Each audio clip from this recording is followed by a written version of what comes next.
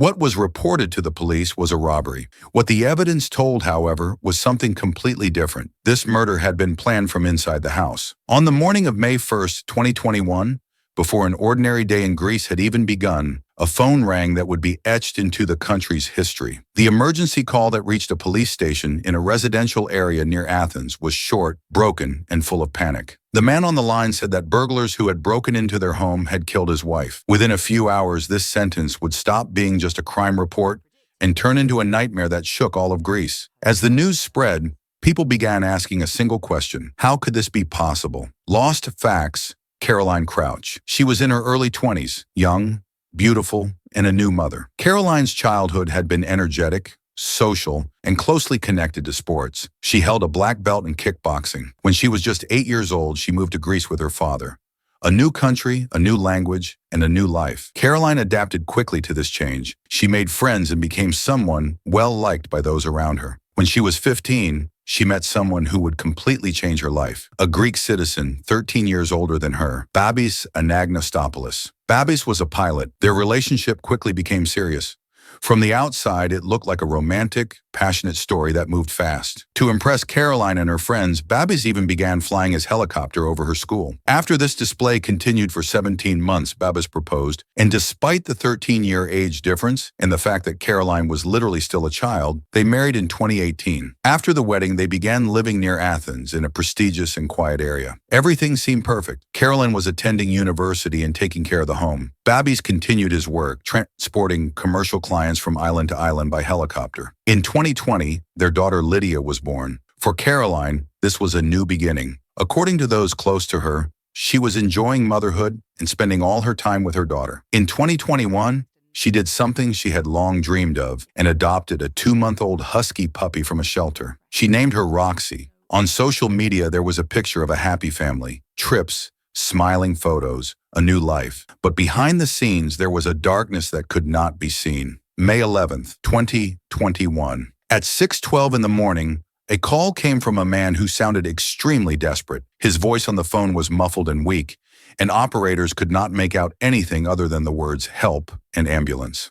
When the police arrived at the house, the scene they encountered was indescribable. They found Caroline's lifeless body, her 11-month-old baby screaming beside her, and their 9-month-old Siberian husky puppy hanging dead from the stair railing. The inside of the house was in chaos. Drawers had been emptied, belongings scattered everywhere. After examining Caroline's body, police officers found marks of strangulation on her neck and believed this to be the cause of death. Babis was alive. He was bound and in shock. As the only eyewitness, Babis told the police the following story. 3 men had entered through a basement window around 4 a.m., some of them carrying guns, and he said they attacked and demanded money. Caroline told them where she had hidden the money. The burglars tied Babis with rope and tape in another room and taped his mouth shut. While Babis was in another room, he said he heard his wife screaming, and then everything went silent. The burglars took the money Caroline had told them about, but it was not enough for them.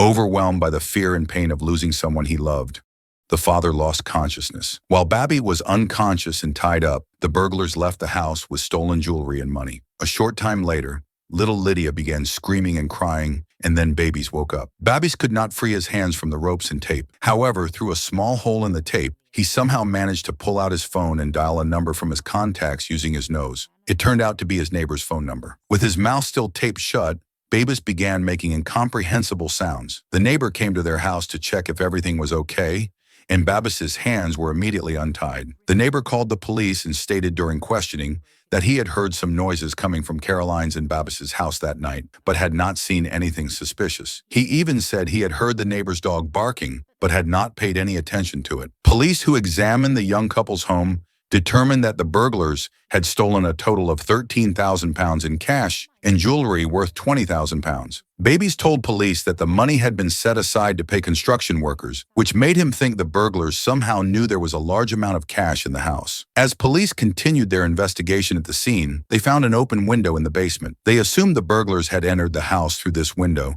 and waited for the right moment to attack. Officers also noticed that the couple's home was equipped with security cameras both inside and outside, but that the interior cameras had been turned off before the robbery. Taking this into account, police investigated the locations of the cameras and how they could have been turned off. 2 days after the robbery, the autopsy results for Caroline's body arrived. Forensic experts confirmed that Caroline had been killed by strangulation. She was buried the day after her death. Her husband, Babis Waker, supported Caroline's parents as much as he could during this process and tried to console them at the funeral. Journalists also interviewed Babis Waker to bring more attention to the case. At first glance, the story seemed logical, but as investigators dug deeper, the case quickly shifted from a standard burglary into a murder investigation that would become a national obsession in Greece. There were security cameras in the house, but the interior cameras had been turned off before the murder. An open window was found in the basement. The autopsy results confirmed that Caroline had been strangled. However, there was no foreign DNA under her fingernails. This contradicted the claim of a violent struggle. Caroline's personal belongings were examined. Her diary was found, and everything changed there. Caroline had written that her husband was cheating on her. She was considering divorce. She was planning to leave the house with her daughter. She had sent a strange message to her psychotherapist saying she wanted to abruptly stop her sessions. Detectives began to think Babis might have had a motive to commit the crime. When they also learned that Caroline had tried to book a hotel room at midnight 30 on the night of the crime,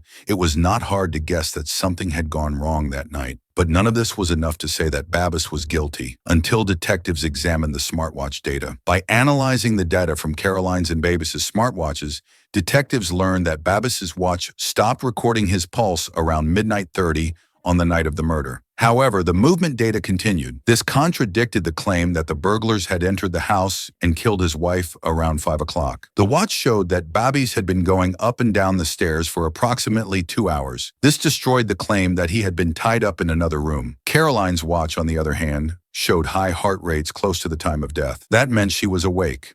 She was scared. She had resisted. The detective suggested that this was Babis walking around the house after committing the perfect murder, staging it to look like a robbery. After 8 hours of interrogation, Babis confessed. He said he had killed his wife, Caroline. However, he claimed it was an accident. He said she had been strangled while they were hugging in their sleep. Every detail exposed another detail. This story also quickly collapsed because she was no longer asleep at the time of the murder. The watch on Caroline's wrist showed a very high heart rate around 3 a.m. This meant she was trying to protect herself from the crime. Then the statements changed. Contradictions increased. It was revealed that the mess in the house had been staged afterward, that the dog had been deliberately killed, and that everything had been planned to make it look like a robbery. Babis Anagnostopoulos was found guilty of deliberately killing Caroline Crouch as a result of the trial held in Greece on May 6, 2022. The court sentenced Babis to life imprisonment for first-degree murder. In addition, he was sentenced to a total of 11 years and 6 months in additional prison time and a fine for staging the murder as a robbery, misleading the police, and killing the family dog. He was sent to the high-security Korydallos prison. Public anger was intense. Caroline's family was devastated. What remained was a baby without a mother, a life left unfinished, and a question that still gnaws at the human mind. Some murders do not only kill a person, but the truth itself. And sometimes the story that is told is the final cover thrown over the truth. The next file will not let you forget what you've watched. Subscribe.